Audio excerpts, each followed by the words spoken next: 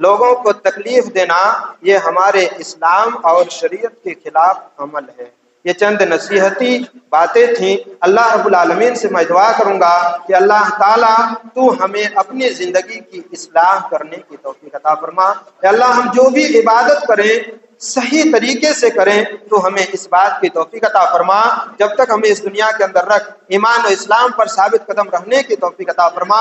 اے اللہ تو ماہ رمضان کی رحمتوں، برکتوں، مغفرتوں کو اپنی دامن میں زیادہ سے زیادہ سمیٹنے کی توفیق عطا فرما۔ جب تک ہمیں اس دنیا کے اندر رکھ ایمان و اسلام پر ثابت قدم رکھ، اور جب ہمارا خاتمہ تو خاتمہ بالخیر عطا فرما۔ آمین ثم آمین۔ تقبل یا رب العالمین۔ استغفر اللہ لی ولکم ولسائر المسلمین واستغفروہ انہ هو الغفور۔ روزہ رکھنے والے مرد والصائمات اور روزہ رکھنے والی عورتیں، اللہ تبارک و تعالی نے ماہ رمضان کے روزوں کو ہمارے لیے فرض قرار دیا ہے،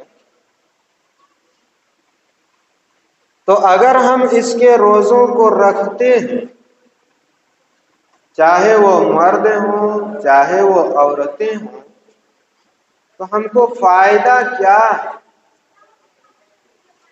ہم جو روزہ رکھ رہے ہیں تو اس روزے کے ذریعے سے ہمارا کیا فائدہ؟ اللہ نے کہا کہ روزہ رکھنے والے مرد اور روزہ رکھنے والی عورتیں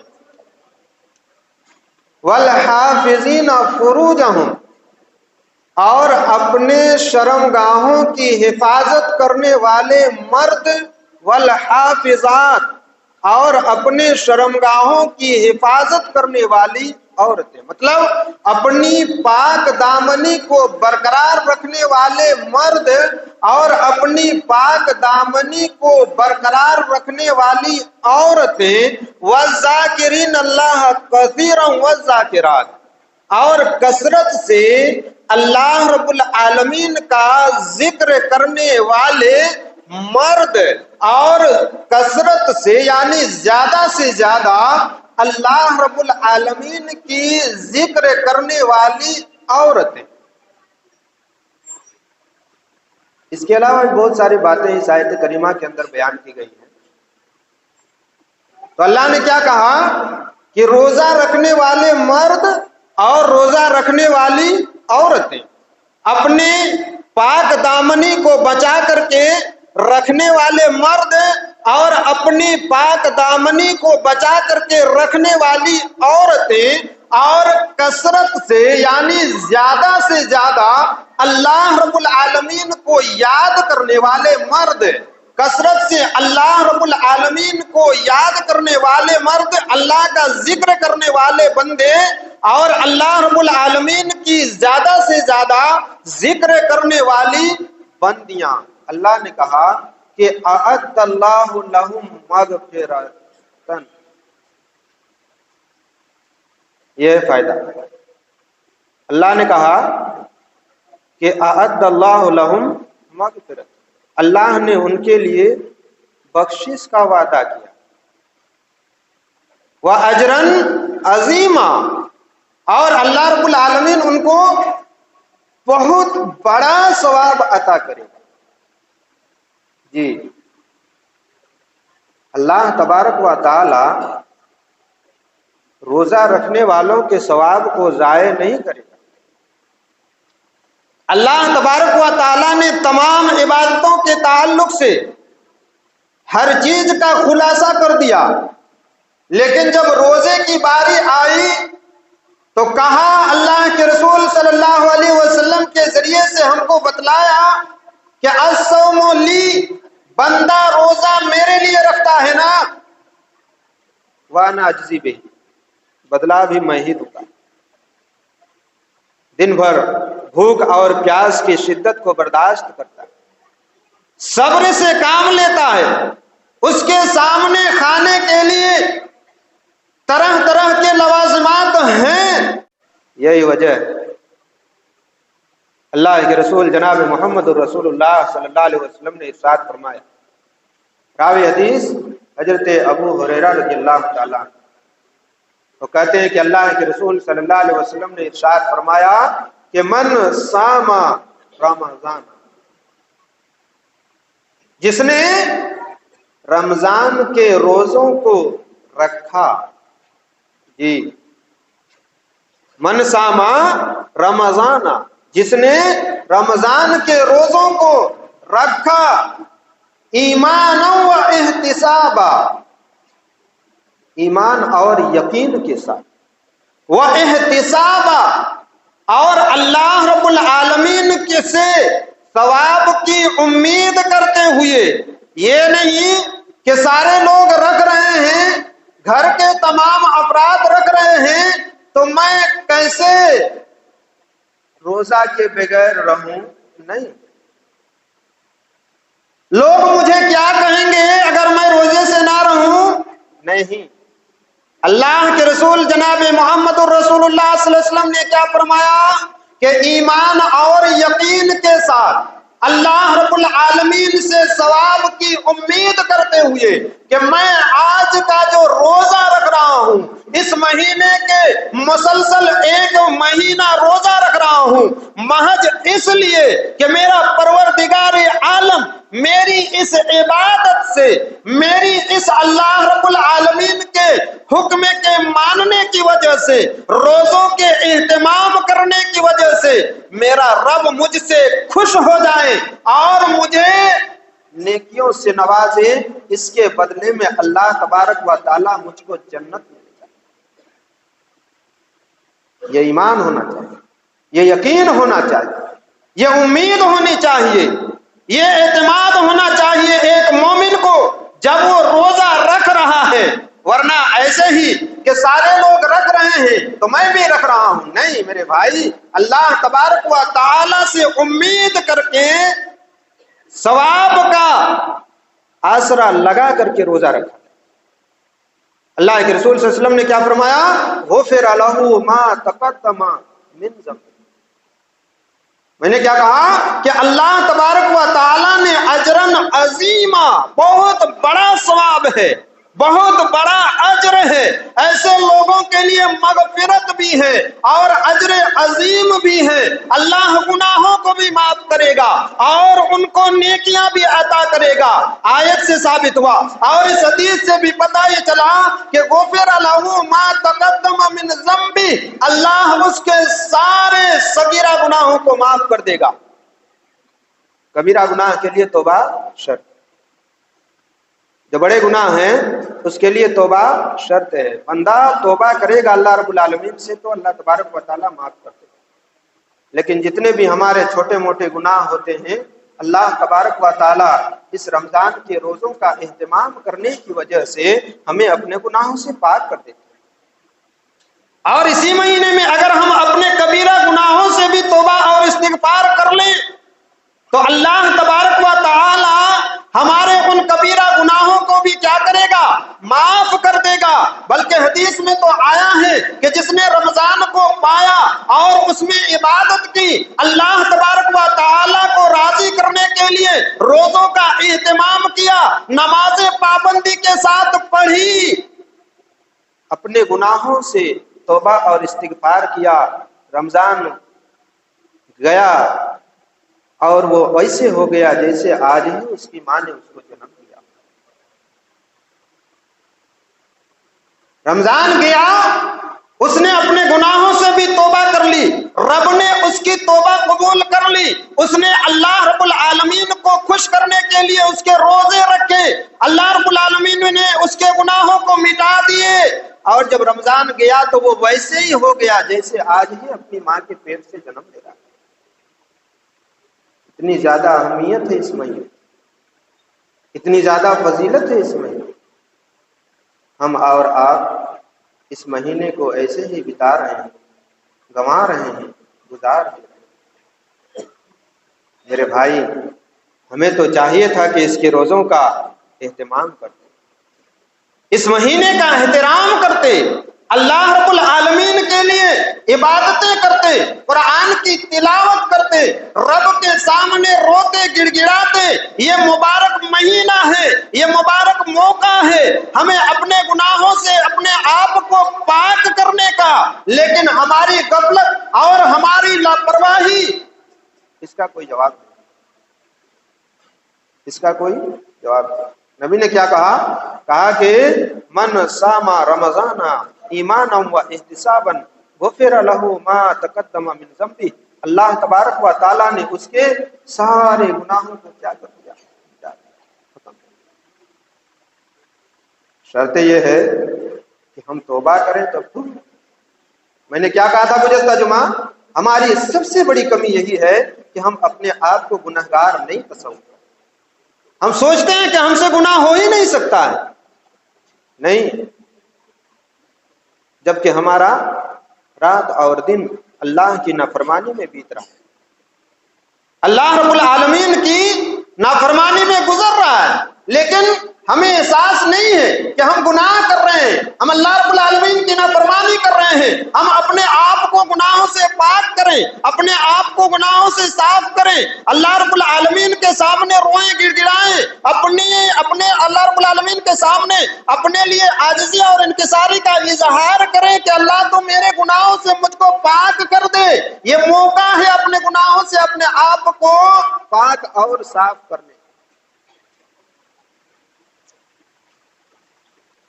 اللہ رب العالمین نے بھی آیت کریمہ کے اندر اور رسول اکرم جناب محمد الرسول اللہ صلی اللہ علیہ وسلم نے بھی حدیث میں بیان کر دیا کہ جو شخص ثواب کی امید کرتے ہوئے یقین کے ساتھ روزہ رکھتا ہے، چاہے وہ مرد ہو چاہے وہ عورتیں ہوں، اللہ تبارک و تعالیٰ ان کو گناہوں سے پاک کر دیتا ہے اور اللہ نے ان کے لیے اجر عظیم کا وعدہ کیا،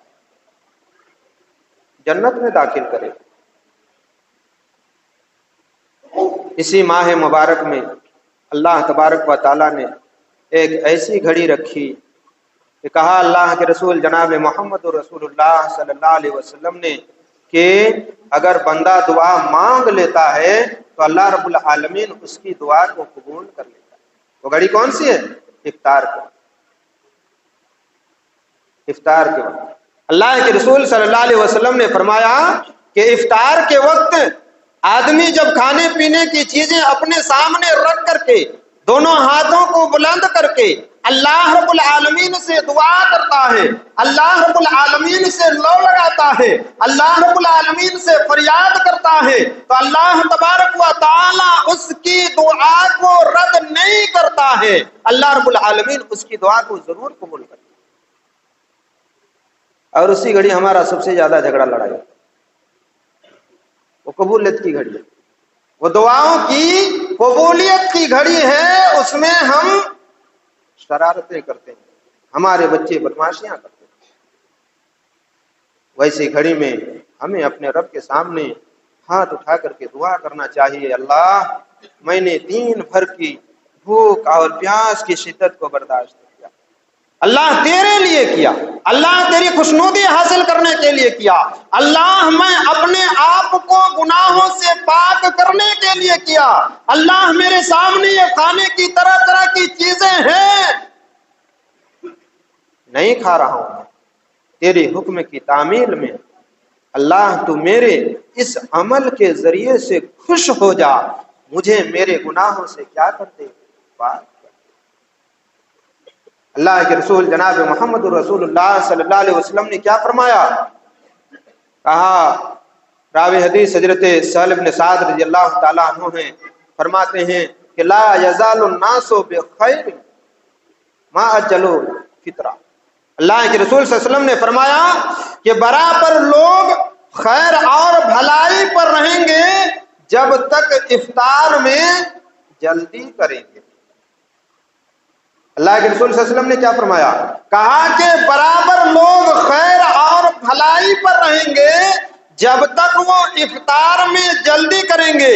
دوسری حدیث کے اندر اللہ کے رسول صلی اللہ علیہ وسلم نے فرمایا کہ دین ہمیشہ غالب رہے گا جب تک مسلمان افطار میں جلدی کریں۔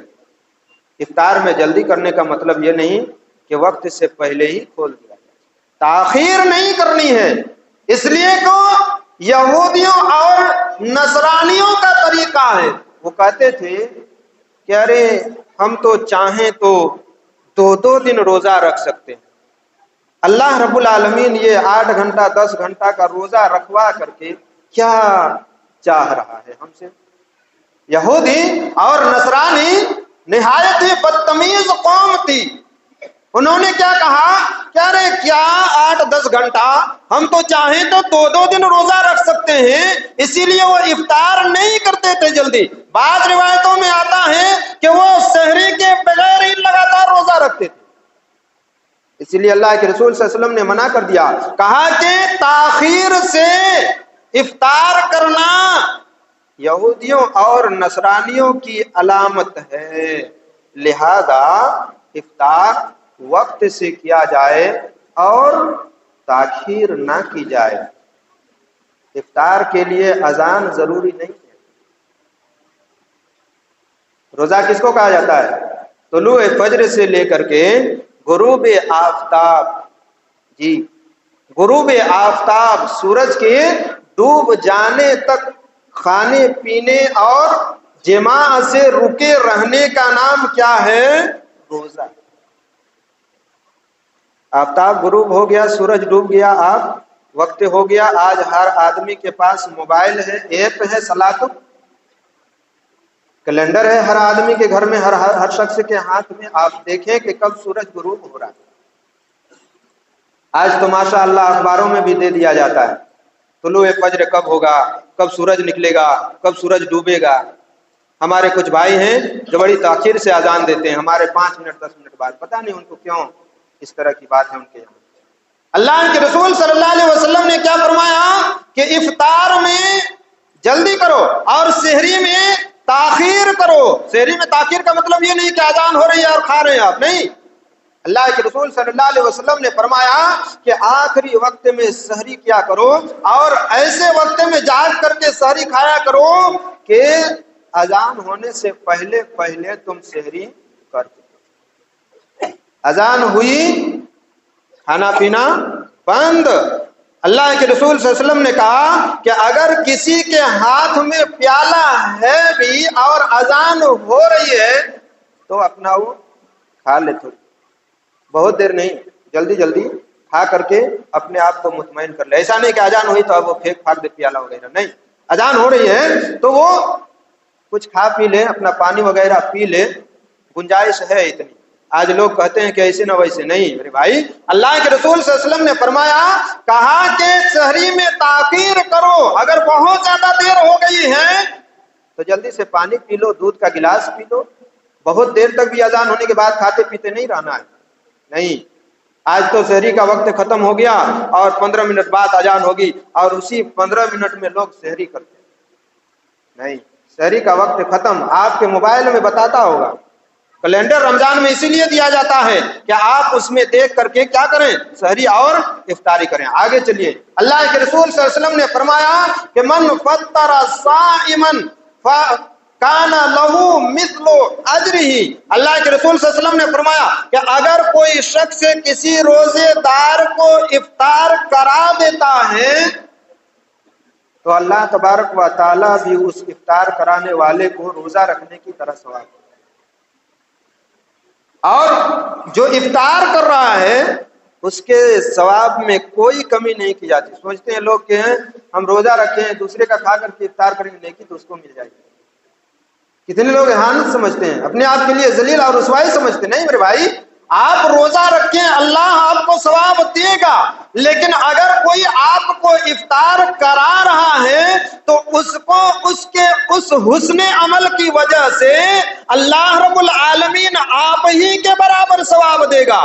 اس میں آپ کے ثواب میں کوئی کمی نہیں کی جائے گی. اللہ تبارک و تعالی اس کو وہ ثواب دے گا. آپ نے جو روزہ رکھا ہے آپ کو آپ کے روزے کا ثواب ملے گا.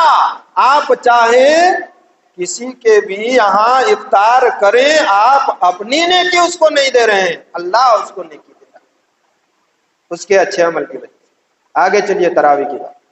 اللہ کے رسول جناب محمد رسول اللہ صلی اللہ علیہ وسلم نے فرمایا کہ من قام رمضان ایمانا و احتسابا غفر له ما تقدم من ذنبه. یہاں بھی وہی بات، مغفرت ہی مغفرت.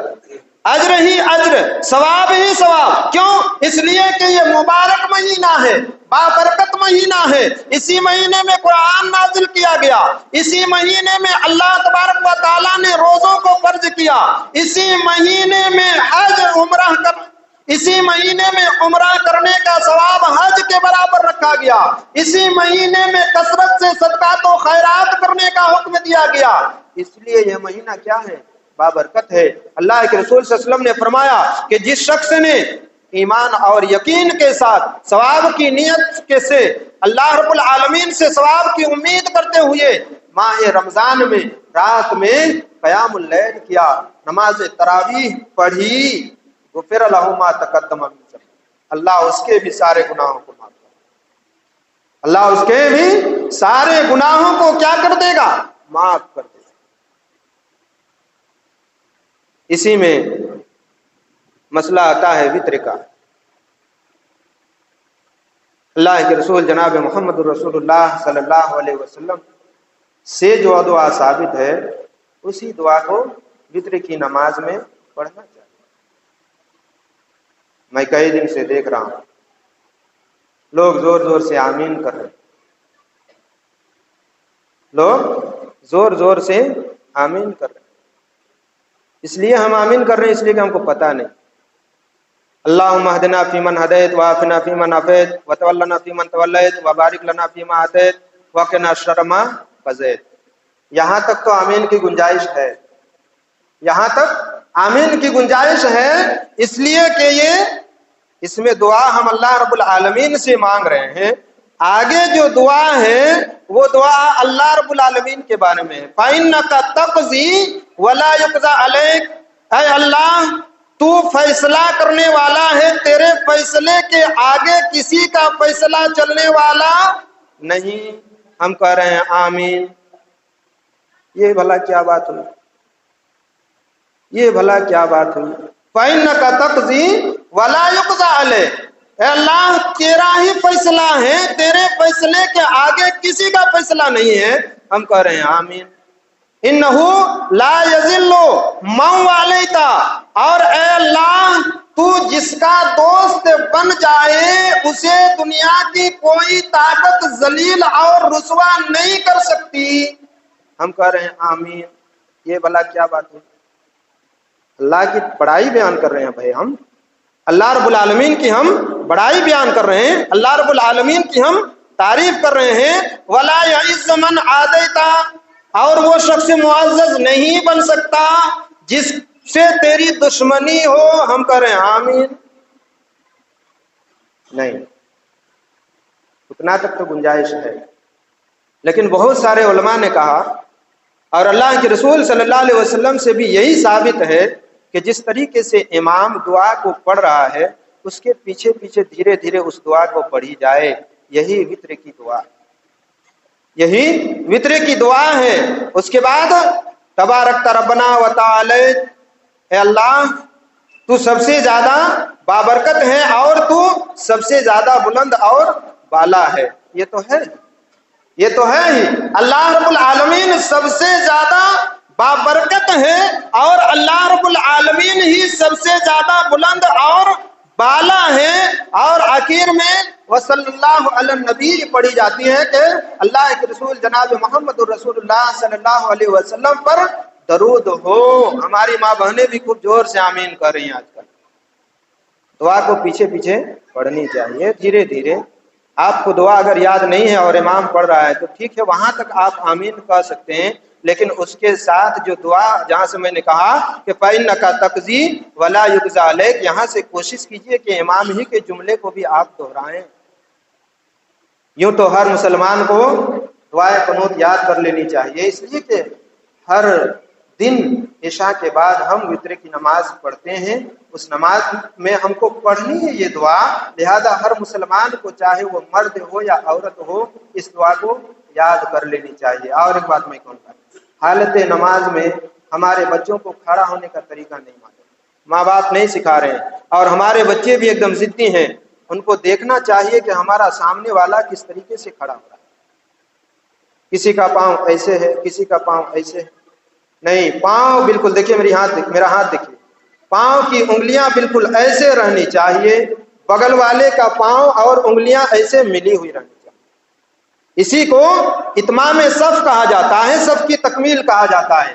ہم بار بار کہتے ہیں کہ صفوں کو درست کر لیجئے، اس کا مطلب یہ ہے کہ آپ اپنے پاؤں کو تیر کی طرح سیدھا کر لیجئے، بالکل پاؤں کو سیدھا کر لینا چاہیے، انگلیاں بالکل پچھم کی طرف ہونی چاہیے، قبلہ رخ ہونی چاہیے، اور ہر آدمی اتنی ہی جگہ لے جتنا سے اس کا رکوع اور سجدہ بن جائے۔ بلا وجہ ٹانگیں پھلانگ کر کے لوگوں کو تکلیف دینا یہ ہمارے اسلام اور شریعت کے خلاف عمل ہے۔ یہ چند نصیحتی باتیں تھیں۔ اللہ رب العالمین سے میں دعا کروں گا کہ اللہ تعالیٰ تو ہمیں اپنی زندگی کی اصلاح کرنے کی توفیق عطا فرما۔ کہ اللہ ہم جو بھی عبادت کریں صحیح طریقے سے کریں تو ہمیں اس بات کی توفیق عطا فرما۔